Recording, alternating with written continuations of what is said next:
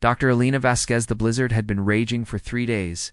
When Alina first saw the light, she pressed her face against the reinforced window of the Kepler research station, watching sheets of snow whip across the Greenland ice shelf. The storm was unlike anything in her 15 years of Arctic research, violent, persistent, and strangely beautiful in its fury. But it was the pulsing blue glow on the horizon that made her breath catch in her throat. "Control, this is Kepler Station." She spoke into her radio, never taking her eyes off the distant light. "Are you seeing any unusual atmospheric phenomena on satellite?" Static crackled back. "Negative, Kepler. Aurora activity is minimal tonight." "Why?" Alina hesitated. The light pulsed again, brighter this time, cutting through the storm like a beacon. It wasn't the dancing green curtains of the northern lights she knew so well. This was something else, entirely focused, deliberate, almost alive. "Never mind," she replied. "It's probably just ice crystals playing tricks with my eyes." But Alina Vasquez had never been one to dismiss anomalies. As the station's lead xenobiologist, she'd spent her career searching for extremophile organisms in Earth's most hostile environments. She understood that the impossible often preceded the incredible. When morning came and the storm finally broke, Alina suited up despite protocols requiring a partner for surface excursions. The distant glow had faded. She'd marked its approximate location on her GPS. Something had crashed out there. She was certain of it. The trek across the ice took 2 hours. Alina's snowshoes crunched through the pristine surface, each step taking her further from safety and deeper into mystery. The coordinates led her to a crater nearly 30 meters wide, its edges still smoking with residual heat that had melted and refrozen. The surrounding ice into bizarre crystalline formations. At the crater's center lay something that defied every law of physics she understood. The object she couldn't bring herself to call it a craft seemed to shift between states of matter. Its surface rippled like liquid mercury one moment, then solidified into geometric patterns that hurt to look at directly. It was roughly spherical, about the size of a small aircraft. But its proportions felt wrong, as if it existed in more dimensions than her eyes could process. Alina approached carefully, her scientific training warring with primal fear. Her radiation detector remained silent, but her electromagnetic field reader was going haywire, the needle dancing wildly across impossible readings. That's when she heard it, a sound like crystal bells mixed with whale song, mournful and beautiful, and utterly alien. A section of the object's surface became transparent, revealing an interior that seemed larger than the exterior should allow. Inside, suspended in what looked like breathable atmosphere, was a being that would haunt Alina's dreams for the rest of her life. It was roughly humanoid, but clearly not human. Its limbs were elongated and graceful, ending in hands that had too many joints. Skin appeared to be made of living opal, shifting through colors Alina had no names for. Most striking were its eyes, large, multifaceted, like an insect's, but filled with an unmistakable intelligence. And she realized with a shock, pain, the being was injured, trapped, and looking directly at her. Alina's hand trembled as she reached. For her radio, she should call this in immediately. Follow protocol. Let the authorities handle first contact with an extraterrestrial intelligence. Instead, she found herself stepping closer to the transparent barrier. The being's opalescent skin. Flickered patterns of light racing across its surface like thoughts made visible. When their eyes met, Alina felt something impossible, gentle pressure in her mind, as if someone was carefully, politely, knocking at the door of her consciousness. Without understanding how she knew, Alina realized the being was asking for help.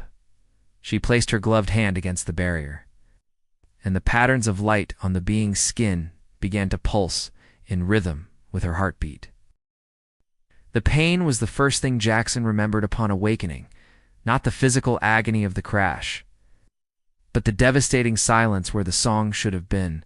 On Zarian Prime, consciousness was never solitary. From birth until death, every being lived within the symphony of minds, a constant gentle current of shared thoughts, emotions, and experiences that connected all life across their crystalline cities. The silence of this alien world felt like being buried alive. Through fractured memories, Jackson recalled the moment of impact. They had been fleeing not from danger, but from expectation. Their binding ceremony with Thyra was only cycles away. A predetermined union that would lock them into the traditional harmonic patterns their family had sung for millennia. But Jackson had always heard different music. Discordant notes that spoke of distant stars and unknown melodies. The escape pod's navigation system had detected something unprecedented: radio waves carrying structured information from an isolated system. A species that somehow lived without the symphony, each mind sealed within its own shell. The impossibility of it had drawn Jackson across the void like a siren's call. Now, lying broken in the wreckage of their vessel, Jackson understood the terrible truth of isolation. How did these creatures survive without the constant comfort of shared consciousness? How did they make decisions without the wisdom of the collective? How did they love without truly knowing another's heart? The answer came when the human female approached Elena. Her name floated through the quantum field that surrounded her, small brightness in an ocean of silence. Unlike the vast choruses of Zarian, her mind sang solo, but what a song it was. Complex layers of curiosity, wonder, fear, and something else, a loneliness that resonated with Jackson's own exile. When Alina placed her hand against the biomembrane of the pod, Jackson felt the first harmonious note they'd experienced since leaving home. Not the overwhelming symphony they were used to, but something more intimate. A duet between two isolated souls. "Help," Jackson projected gently, careful not to overwhelm her untrained consciousness. The human mind was surprisingly resilient, adapted to independence in ways Jackson's people had never needed to develop. Elena's response came not in words, but in pure intention, warmth, protection, determination. She was going to save them, despite the risk to herself. The selfless decision sent ripples of unfamiliar emotion through Jackson's being. On Zarian, such choices were made collectively, through consensus and shared burden. But Elena chose alone, and the courage required for such solitary decision-making was breathtaking. Over the following days, Selena tended to their injuries. In her research station, Jackson began to understand the strange beauty of human existence. Each person was a complete universe unto themselves, carrying private dreams, secret fears, and hidden depths that no one else could fully access.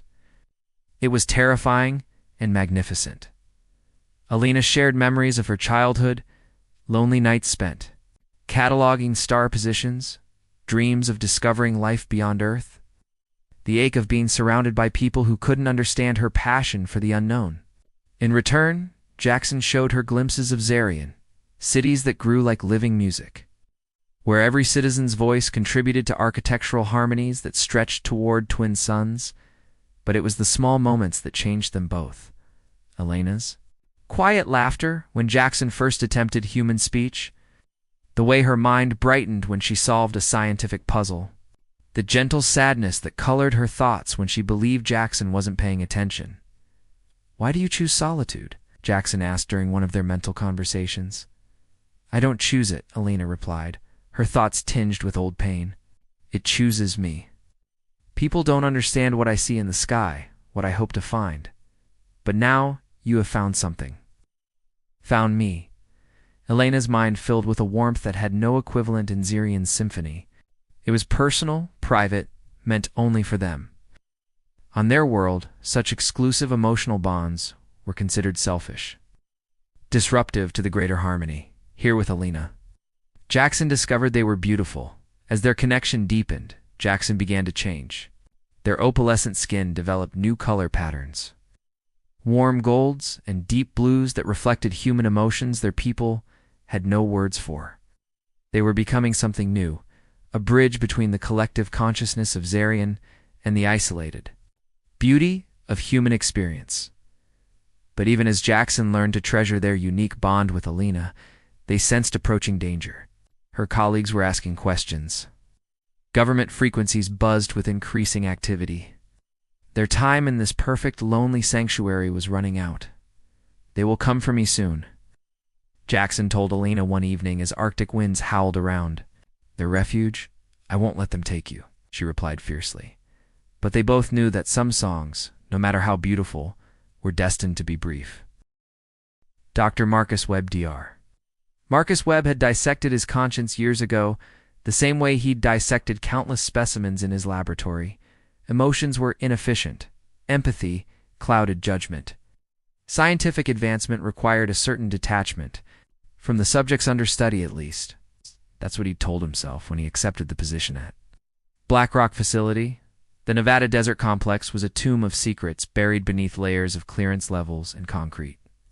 Webb's lab existed in the deepest sections, where the screams of wind couldn't penetrate and the weight of Earth above reminded every scientist that some discoveries were meant to stay buried.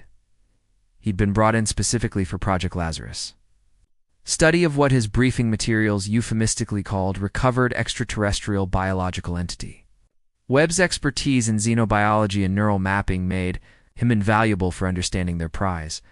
The first time he saw the being strapped to the examination table, Webb felt nothing but professional curiosity. The subject was humanoid, but clearly non-terrestrial. Its skin possessed an opalescent quality that shifted between colors like oil on water, though it had remained predominantly gray since its arrival 6 weeks ago. Preliminary scans revealed a nervous system unlike anything. In Earth's evolutionary record neural pathways that seemed designed for processing multiple consciousness streams simultaneously. Fascinating, Webb murmured, adjusting his instruments. The cranial capacity suggests intelligence levels potentially exceeding human norms. But the neural architecture is completely alien. It's as if evolution took an entirely different path toward sapience. Colonel Davis observed from behind reinforced glass. Can you communicate with it, Doctor? Doubtful. It's shown no response to any stimuli since arrival. The brain activity suggests it's conscious but completely withdrawn. Like a computer running background processes but refusing user input, Webb began his work with clinical precision. Tissue samples, neural scans, electromagnetic readings. Each test revealed new impossibilities, cellular structures that seemed to exist in quantum superposition. DNA that contained information patterns beyond the standard genetic code. Organs that served functions Webb couldn't begin to understand. But it was during the third week of testing that something changed. Webb was conducting a routine neural scan when the being's eyes suddenly opened, not the slow flutter of awakening, but an immediate focused awareness that caught him completely off guard. For just a moment, those multifaceted eyes looked directly at him. Webb felt something he hadn't experienced in years. Recognition, not of his face, but of his essence. As if the being could see not just his physical form, but the shape of his thoughts, the weight of his choices, the small betrayals he'd committed in the name of science. The moment passed quickly, the being's eyes closing again, but Webb found himself shaken in ways his rational mind couldn't process. Did you record that? He asked his assistant. Record what, sir? The subject hasn't moved. Webb checked the timestamps. According to every instrument in the room, the being had remained motionless throughout the entire procedure. But Webb knew what he'd experienced.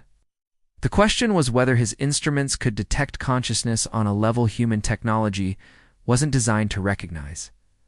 That night, Webb remained in the lab long after his shift ended.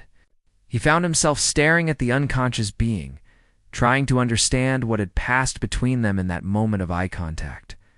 "What are you?" he whispered to the silent form. The answer came not in words, but in images that flooded his mind. Without warning, vast cities of living crystal, reaching toward twin suns. Beings like his subject moving in perfect harmony through impossible architectures, consciousness flowing between individuals like music between instruments. And underneath it all, a profound sense of loss, isolation, and longing that made Webb's chest ache with sympathetic pain. When the vision ended, Webb found himself gripping the examination table's edge, his knuckles white with strain. The being's eyes were open again, watching him with what he could only describe as gentle sadness. "My God," Webb breathed. "You're not just intelligent. You're trying to show me who you are." Over the following days, Webb began to see his work differently. Each tissue sample felt like a violation. Every neural scan seemed like torture inflicted on a being whose capacity for suffering might exceed human comprehension. The clinical detachment that had defined his career crumbled as he recognized the person trapped within his subject. He started small acts of rebellion, adjusting restraints to be less restrictive, ensuring the being's cell maintained optimal temperature, smuggling in books and music in case it could somehow appreciate human culture. The breakthrough came when Webb brought his daughter's old music box into the lab. As the simple melody played, the being's skin erupted in colors Webb had never seen, patterns of light that danced in harmony with the tune. You understand beauty? Webb realized. You're not just a specimen. You're an artist, a dreamer, a person with your own hopes and fears. That night, Webb made a decision that would destroy his career and possibly his life. He began documenting everything, not just the being's biological data, but evidence of its intelligence, its capacity for emotion, its desperate attempts to communicate with anyone who would listen. When Colonel Davis reviewed Webb's reports the next morning, his face darkened with anger. "Doctor, you're showing dangerous levels of emotional attachment to the subject. Perhaps it's time we brought in a replacement. Its name is Jackson," Webb said quietly. "Excuse me?" The being. "Kid is a name, Jackson. It's been trying to tell us for weeks, but we've been too busy treating it like a laboratory rat to listen." Webb's hands trembled as he spoke, but his voice remained steady. "We're not studying a specimen, Colonel. We're torturing a person who came here seeking understanding, and we've repaid their curiosity with imprisonment and pain." The silence that followed stretched like a held breath. Dr. Webb, Davis said finally, "You're relieved of duty." Effective immediately, as security escorted Webb from the facility, he caught one last glimpse of Jackson through the observation window.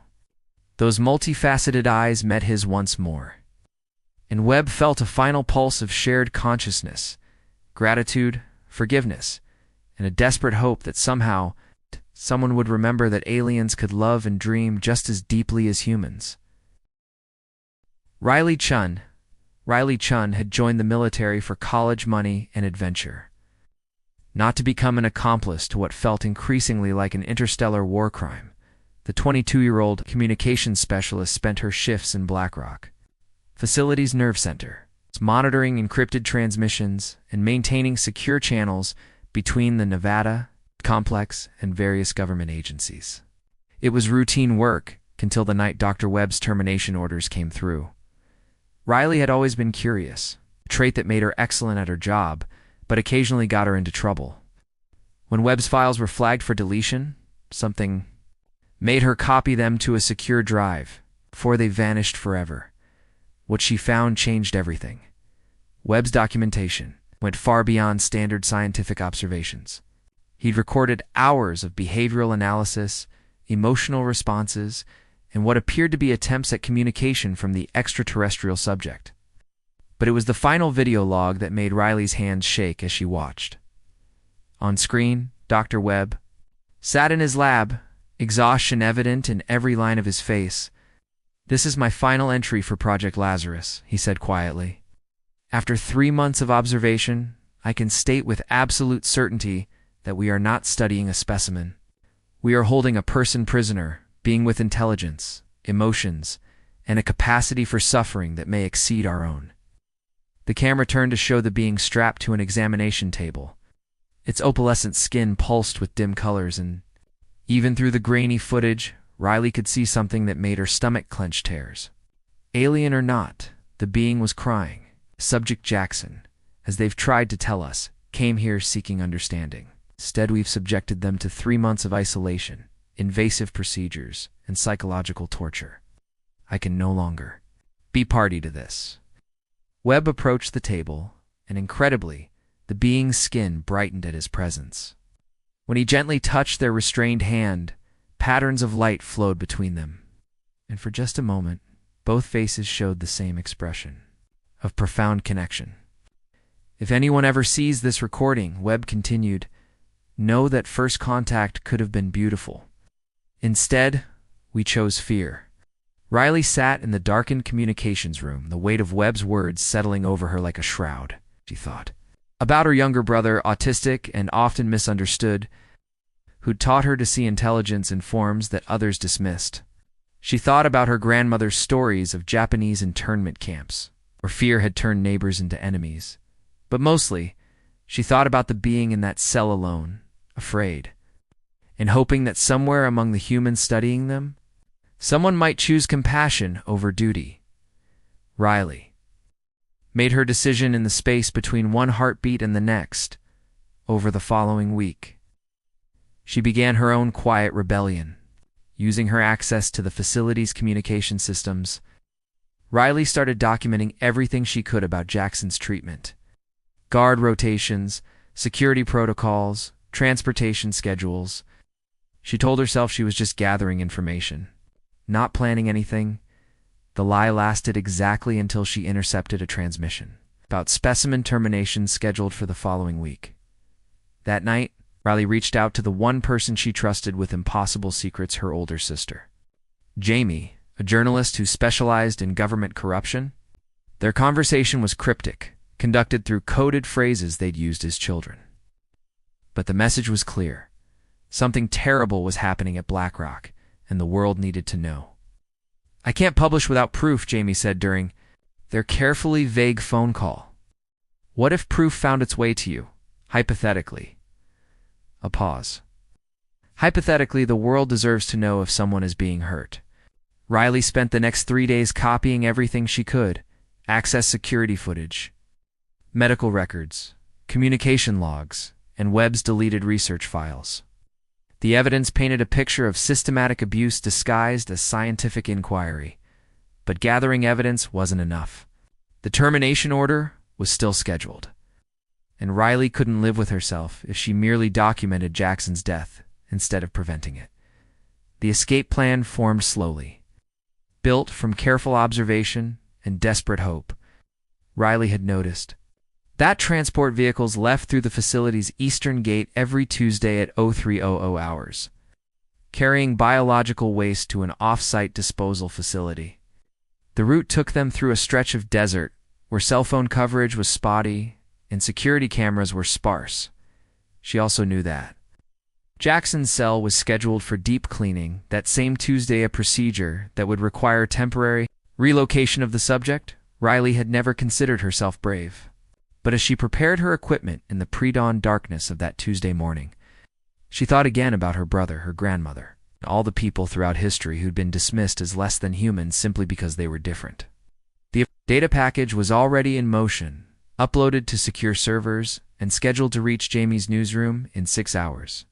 By then, Riley would either be a hero or a traitor, depending on who was writing the history. As she made her way through BlackRock's corridors, using her clearance for what would certainly be the last time, Riley whispered a prayer to whatever gods might be listening across the vast reaches of space. She was about to attempt the first jailbreak of an extraterrestrial political prisoner in human history. The only question was whether she could pull it off before the universe's most important witness disappeared forever into the Nevada's desert's unmarked graves at 0247 hours. Riley Chen stopped being a communications specialist and became something far more dangerous, a bridge between worlds. Carrying hope in her trembling hands and revolution in her heart, Captain Nora Blackwood had been flying military aircraft for 18 years. But she'd never been asked to transport cargo that could think. The call came at 0400 hours, routing her from routine patrol duty to special assignment, classification level Omega. By 0630, she was standing in a BlackRock facility briefing room, staring at documentation that read like science fiction and trying to process orders that made her stomach turn. "The subject requires immediate transport to Site 7 for termination," Colonel Davis explained, his voice carrying the casual tone of someone discussing weather patterns. "Radio silence until delivery. No questions, no complications." Nora had flown Black Ops missions before, cargo she wasn't supposed to ask about, destinations that didn't exist on official maps. But this felt different. It's the hastily assembled, briefing the nervous energy of the facility staff, the way Davis avoided eye contact when he handed her the transport manifest. And then there were the leaked videos that had started appearing on social media that morning. Grainy footage of what appeared to be an alien being strapped to a medical table, skin shifting through colors that seemed to indicate distress or pain. The images were spreading faster than official denials could contain them. and Nora had seen enough propaganda campaigns to recognize panic in the government's response. "Ma'am," Nora said carefully, "the cargo manifest lists this as biological waste disposal." "But the security requirements seem excessive for Captain Blackwood," Davis interrupted. "Your job is to fly the aircraft, not to interpret cargo classifications. Is that understood?" "Understood, sir." But understanding orders and agreeing with them were two different things. As Nora ran her pre-flight checks, she tried to reconcile the professional soldier she'd always been with the growing unease in her chest. She'd sworn an oath to defend the Constitution, to protect the innocent, to uphold values that included justice and human dignity. But what happened when those values extended beyond humanity itself?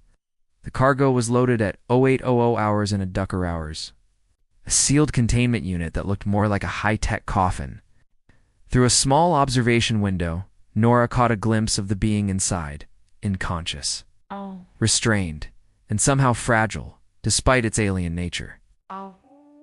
Its opalescent skin was dim, almost gray, like a light slowly fading, as her helicopter lifted.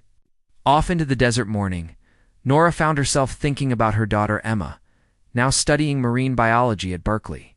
Emma had always been fascinated by intelligence in unexpected forms, octopi, even the complex social structures of ant colonies.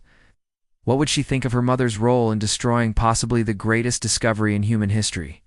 The flight to Site 7 was supposed to take 90 minutes, but 20 minutes into the journey, Nora's radio crackled with an encrypted message that changed everything. "Phoenix 7, this is Watchtower. Be advised, your cargo transport has been compromised. Alternative parties are en route to your location." Nora's training kicked in immediately. She scanned the horizon for aircraft, checked her defensive systems, and began evasive maneuvers. But as minutes passed, with no sign of pursuit, a different possibility began to form in her mind. What if the compromise wasn't external? What if someone inside BlackRock had decided that some orders were too morally bankrupt to follow? Answer came in the form of a civilian vehicle racing across the desert below, kicking up a dust trail as it tried to intercept her flight path. Through her scope, Nora could make out a young woman in military fatigues waving frantically at her. Aircraft. Riley Chunora recognized her from the facility personnel files. A communications specialist with a clean record and no history of insubordination. It's a kind of soldier who followed orders without question. Until now, Nora had a choice. She could continue to Site 7, deliver her cargo as ordered, and complete a mission that would almost certainly result in the death of a potentially intelligent being. Or she could listen to whatever desperate message that young soldier was trying to deliver. The decision surprised her with its simplicity. Nora set her helicopter down in the desert, rotors still spinning as Riley approached at a run. "Captain," Riley shouted over the engine noise. "Please, you have to know what you're really carrying. They're not biological waste, they're a person. A thinking, feeling person who came here in peace. And we're about to murder them for being different. Soldier, you're in violation of direct orders and several federal, ma'am. With respect, so are you if you continue this mission." Riley thrust a datapad toward her. "This is everything. Medical records, behavioral analysis, communication. Attempts. Look at the evidence and tell me this isn't murder." Nora took the pad with trembling hands and scrolled through Webb's research. Images of the being's emotional responses, documented attempts at communication, clear evidence of intelligence and consciousness. And underlying it all, a profound sense of loneliness and confusion that reminded her powerfully of Emma's first days at school lost. Frightened, but still hoping that someone might choose kindness over cruelty. "What do you want me to do?" Nora asked quietly. "Help them get home," Riley said simply. "There's a launch window tonight from Vandenberg. If we can get them there." Nora looked back at her aircraft, where an alien being lay unconscious and completely dependent on human compassion for survival. She thought about Emma, about the world she wanted her daughter to inherit, about the kind of species humanity chose. To become at moments like this, she made her choice. 8 hours later, Captain Nora Blackwood stood on a beach near Vandenberg Air Force Base, watching a jury-rigged spacecraft, part alien technology, part human engineering, disappear into the star-filled sky. Beside her, Riley Chen held a communication device that pulsed with soft colors. The last gift from a being whose name was Jackson, and whose people had learned that not all humans were defined by their fears. The court-martial would begin in a week. The media firestorm would rage for months. But as that strange, beautiful craft vanished among the stars, carrying home a message of hope about a species that could choose love over fear when it mattered most, Nora knew she'd made the right choice. Emma would be proud. And somewhere in the vast darkness between worlds, Jackson was finally singing again, the lonely song of exile. But the joyous harmony of two species learning, slowly and imperfectly, to understand each other across the infinite spaces that both divided and connected them. The universe was a little less lonely than it had been that morning. And that, Nora thought as she watched the stars, was worth everything.